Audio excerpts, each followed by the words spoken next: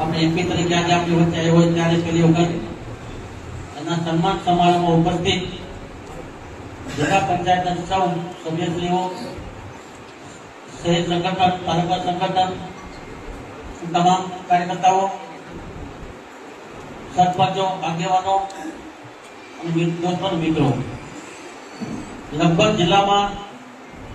રાજેશભાઈના સન્માન સમારોહમાં આપણે પુનઃ બાકી હતું અને એ પણ આજે વિજયસરા આપણે સન્માન સમારોહ રાખ્યો છે. પહેલી વખત આપણી વચ્ચે આવ્યો ત્યારે આપણે રાજેશભાઈનો આભાર માનીએ કે આપણી વચ્ચે આવીને આપણો હોસ્ટનો નિગત વધારવા માટે આપણી વચ્ચે આવ્યા છે. ચૂંટણીના દિવસોમાં આપણે બધા જાણીએ છીએ